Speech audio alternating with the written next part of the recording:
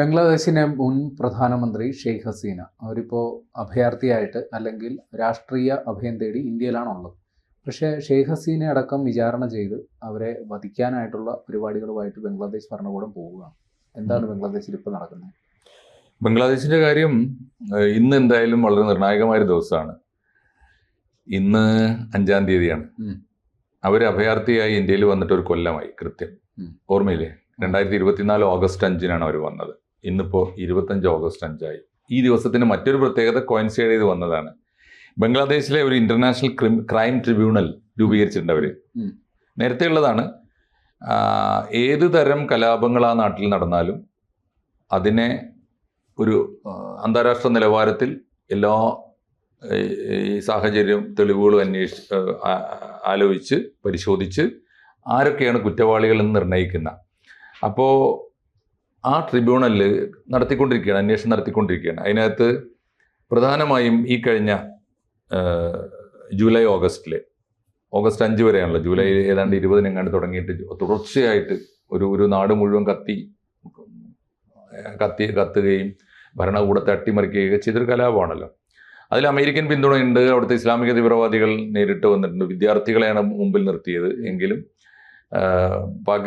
ബംഗ്ലാദേശിലെ പ്രതിപക്ഷമാണെന്ന് തോന്നിച്ചുവെങ്കിലും അതിന് കൃത്യമായ ഒരു നിലപാടിന്റെ പ്രശ്നം കൂടി ഉണ്ട് അതിനകത്ത്. ഷെയ്ഖ് ഹസീനയുടെ അവാമി ലീഗ് താരതമ്യേന സെക്യുലറായ ദേശീയമായ ഒരു കാഴ്ചപ്പാടോടുകൂടിയാണ് ഭരിച്ചുകൊണ്ടിരുന്നത്. അവർ ഇന്ത്യയോട് സാഹോദര്യമാണ് പുലർത്തിയത്. അതിനൊക്കെ വിരുദ്ധമായൊരു നിലപാടാണ് ഇസ്ലാമിക തീവ്രവാദികൾ എന്നും. ബംഗ്ലാദേശ് പോലും ആവശ്യമില്ല, ഞങ്ങൾക്ക് പാകിസ്ഥാൻ എന്ന ഇസ്ലാമിക രാജ്യത്തിന്റെ കൂടെ നിന്നാൽ മതി എന്ന് ആവശ്യപ്പെട്ടിരുന്ന ജമാഅത്തെ ഇസ്ലാമി ഉൾപ്പെടെയുള്ളവർ, അതുപോലെ ബംഗ്ലാ നാഷണലിസ്റ്റ് പാർട്ടി എന്ന് പറയുന്ന BNP, അപ്പോൾ ആ പാർട്ടിയും പ്ലസ് ജമാഅത്തെ ഇസ്ലാമിയും അതിൻ്റെ കൂടെ വിദ്യാർത്ഥികളുടെ ഒരു പുതിയ മൂവ്മെൻറ്റും. അതിന് മുഴുവൻ എണ്ണ ചൊരിഞ്ഞത് വിദേശത്ത് കഴിഞ്ഞുകൊണ്ടിരുന്ന മുഹമ്മദ് യൂനുസ് എന്ന നോബൽ സമ്മാന ജേതാവായ ശാസ്ത്രജ്ഞനാണ്. ശാസ്ത്രജ്ഞനായിട്ട് വിളിക്കുന്നു. അദ്ദേഹം ഒരു സാമ്പത്തിക വിദഗ്ധനാണ്. അമേരിക്കയുടെ ഒരു പാവയായി എന്നും വർത്തിച്ചുകൊണ്ടിരുന്ന ഒരാളാണ്. പക്ഷേ അദ്ദേഹം ബൗദ്ധിക രംഗത്താണ്, സാമ്പത്തിക ശാസ്ത്ര മേഖലയിലാണ് വർക്ക് ചെയ്തുകൊണ്ടിരുന്നത്. നേരിട്ട് അദ്ദേഹത്തിന് ഏൽപ്പിച്ച ദൗത്യമായിരുന്നു, രാഷ്ട്രീയ ദൗത്യം. പ്ലസ് അതിനുവേണ്ടി പണം കൊടുത്തത് നേരിട്ട് സോറസാണ്, ജോർജ് സോറസിന്റെ.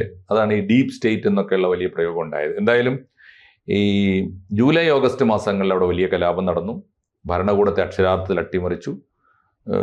ഈ മന്ദിരങ്ങൾ ഉൾപ്പെടെയുള്ള ഭരണകൂടത്തിന്റെ സ്ഥിരാകേന്ദ്രങ്ങൾ, നമ്മൾ സെക്രട്ടേറിയറ്റ് എന്നൊക്കെ വിളിക്കുന്ന പ്രസിഡന്റിന്റെ ഭവനം, പ്രധാനമന്ത്രിയുടെ ഭവനം ഒക്കെ കലാപകാരികൾ കയ്യേറി വലിയ തോതിൽ കൊള്ളയടിച്ചു. അതിൽ പ്രാണനും കൊണ്ട് ഓടിയതാണ് ഷെയ്ഖ് ഹസീന. അപ്പോൾ അവിടെ നടന്നത് തീർച്ചയായിട്ടും ഒരു രാജ്യത്തെ അട്ടിമറിക്കാനുള്ള, ഒരു ഭരണകൂടത്തെ അട്ടിമറിക്കുക എന്ന് പറഞ്ഞാൽ തീർച്ചയായിട്ടും ഒരു രാജ്യം അസ്ഥിരപ്പെടുത്താനും അത് മറ്റാർക്കോ പണയപ്പെടുത്താനും ഒക്കെ ഉള്ള ഒരു നീക്കമാണല്ലോ. ആ നീക്കത്തെ അട്ടിമറി നടക്കുമ്പോൾ എന്താ ചെയ്യുക? അടിച്ചമർത്തും. കലാപത്തെ നേരിടാനുള്ള വഴി അതാണ്. പോലീസിനെയും പട്ടാളത്തിനെയും ഇറക്കി അടിച്ചമർത്തിയതാണ്. അപ്പോൾ തീർച്ചയായിട്ടും മനുഷ്യർ കൊല്ലപ്പെടും, പരിക്കേൽക്കും, കേസെടുക്കും, അറസ്റ്റ് ചെയ്യും, ജയിലിലിടും. അത് സ്വാഭാവികമാണല്ലോ.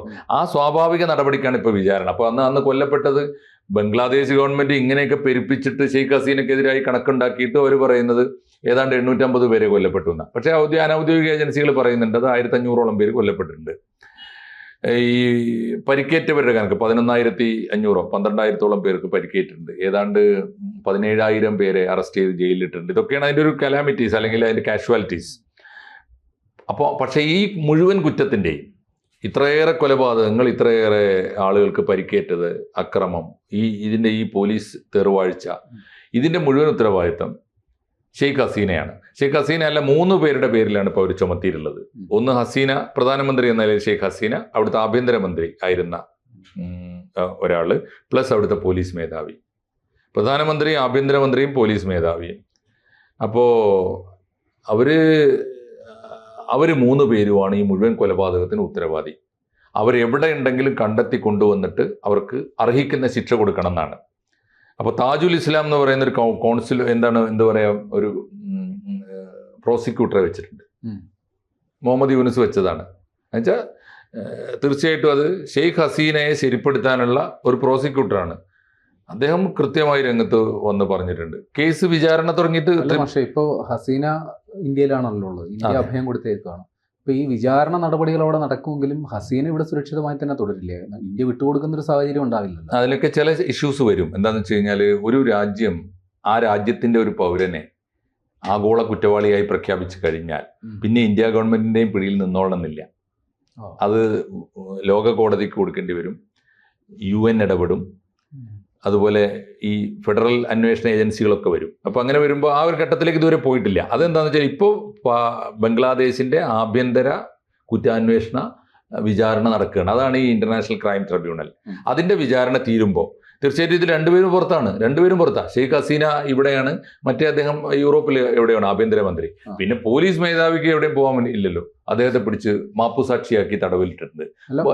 ഈ ഹസീന പിടിയിലാകുന്നതും അല്ലെങ്കിൽ അവിടുന്ന് ഓടിപ്പോരേണ്ടിയും വന്ന ഒരു രാഷ്ട്രീയ സാഹചര്യം അല്ലല്ലോ ഇപ്പോൾ ബംഗ്ലാദേശിലുള്ളത്. അവരിപ്പോൾ ഒരു പരിധിക്കപ്പുറം മുഹമ്മദ് യൂനിസിനെ സഹിച്ചു കഴിഞ്ഞു.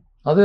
അപ്പോൾ ഇനിയിപ്പോൾ ഈ പറയുന്ന രീതിയിലുള്ള കേസും പുകിലും ഒക്കെ നിലനിൽക്കുന്ന കേസാണോ? അല്ല, അത് ആണ് ഇനി നടക്കേണ്ടത് അവിടെ. ഇപ്പോൾ കറക്റ്റാണ് പ്രേംലാൽ പറഞ്ഞത്. അതായത് ഈ മുഹമ്മദ് യൂനിസിനെയും അവിടെ നടന്ന കലാപത്തിൻ്റെയൊക്കെ യഥാർത്ഥ ചിത്രം ഇപ്പോൾ ബംഗ്ലാദേശികൾക്ക് കൃത്യമായി മനസ്സിലാക്കിയിട്ടുണ്ട്. ബംഗ്ലാദേശി പൗരന്മാർക്ക് അവരുടെ യഥാർത്ഥ താല്പര്യം എന്തായിരുന്നു, ആർക്ക് വേണ്ടിയാണ്, ആരോട് പണം പറ്റിയിട്ടാണ്, ആരുടെ സേവകന്മാരായിട്ടാണ് ആ കലാപകാരികളും അവരെ മോണിറ്റർ ചെയ്ത് നയിച്ചുകൊണ്ടിരുന്ന മുഹമ്മദ് യൂനിസും ഒക്കെ ആർക്ക് വേണ്ടിയാണ് കളിച്ചുകൊണ്ടിരുന്നത് ഇപ്പോൾ ഏതാണ്ട് മനസ്സിലായിട്ടുണ്ട്. അതുകൊണ്ട് മാത്രമല്ല, മുഹമ്മദ് യൂനിസിനോട് ജനങ്ങൾ അന്ന് ഈ കലാപകാരികൾ തന്നെ ആ തുടക്കത്തിലേ ആവശ്യപ്പെട്ടത് എത്രയും വേഗം ഇവിടെ തെരഞ്ഞെടുപ്പ് നടത്തണം. മുഹമ്മദ് യൂനിസ് അങ്ങനെ ഈ തട്ടി കളിച്ചുകൊണ്ടിരിക്കുക.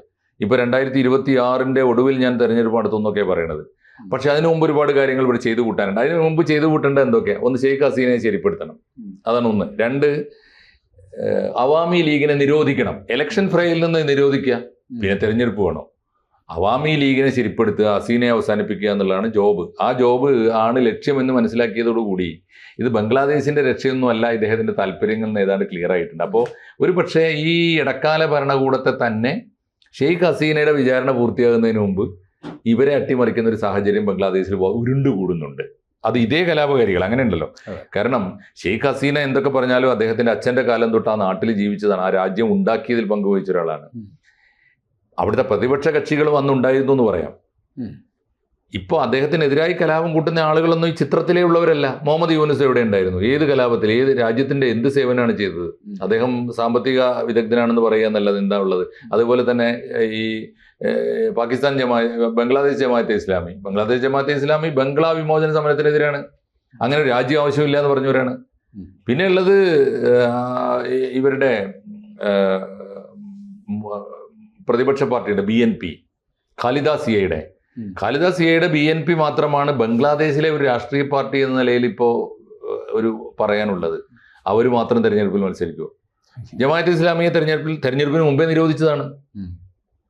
ബംഗ്ലാദേശ് ഇസ്ലാമിയെ നേരത്തെ നിരോധിച്ചു. ഇപ്പോൾ അവരുടെയൊക്കെ നിരോധനം നീക്കിയിട്ട് കൊണ്ടുവന്നിട്ട് ഈ ഇസ്ലാമിക തീവ്രവാദികളും അമേരിക്കൻ ഏജന്റുമാരും ചേർന്ന് നടത്തുന്ന ആ നാട്ടിൽ നടത്തുന്ന ഒരു കലാപമാണ് എന്ന് ജനങ്ങൾ തിരിച്ചറിഞ്ഞാൽ ഒരു പക്ഷേ ഹസീനയെ അന്താരാഷ്ട്ര കോടതിക്ക് വിട്ടുകൊടുക്കേണ്ട ഒരു നിർബന്ധാവസ്ഥയിലേക്ക് ഇന്ത്യ വരുന്നതിന് മുമ്പ് തന്നെ ബംഗ്ലാദേശിലെ പുതിയ ഗവൺമെൻറ് അട്ടിമറിക്കപ്പെട്ടേക്കാം. എന്തായാലും നിർണായകമായ ദിവസമാണ്. ഹസീനയുടെ ഭാവി എന്ന് പറയുന്നത് തീർച്ചയായിട്ടും ബംഗ്ലാദേശിൻ്റെ ഭാവി കൂടിയാണ്. ഹസീനയുടെ മാത്രം ജീവനല്ല, അത് ബംഗ്ലാദേശിൻ്റെ ഒരു സെക്കുലർ ജീവനും കൂടിയാണത്. ഒരു ദേശീയതയുടെ വായുവും മനുഷ്യത്വത്തിൻ്റെ വായുവും മാത്രമല്ല ബംഗ്ലാദേശിനെ ഉന്നതിയിലേക്ക് നയിച്ചൊരു നേതാവുമാണ് അവർ. ഇന്ത്യയേക്കാൾ ഈ ഇൻഡെക്സ് ഉണ്ട്, പോവർട്ടി ഇൻഡെക്സിലൊക്കെ ഇന്ത്യയേക്കാൾ മുമ്പിൽ വന്നിരുന്നു അവരുടെ ഭരണകാലത്ത്. ഇപ്പോൾ ഇവർ ഈ പറയുന്നൊന്നുമല്ല അവരുടെ ചിത്രം. അപ്പോൾ അതുകൊണ്ട് തീർച്ചയായിട്ടും ഹസീനയ്ക്ക് ഈ സമയത്ത് നമുക്ക് ഒരിക്കൽ കൂടി അവരുടെ എന്താ പറയുക ജീവനും സുരക്ഷയ്ക്കും വേണ്ടി ലോകം മുഴുക്കെ മനുഷ്യസ്നേഹികൾ പ്രാർത്ഥിക്കുന്ന ഒരു ദിവസമായിരിക്കും ഇന്ന്. തീർച്ചയായിട്ടും അത് ബംഗ്ലാദേശിൻ്റെ കൂടി ആയുസ്സിനും നല്ലതായിരിക്കും ആ പ്രാർത്ഥന.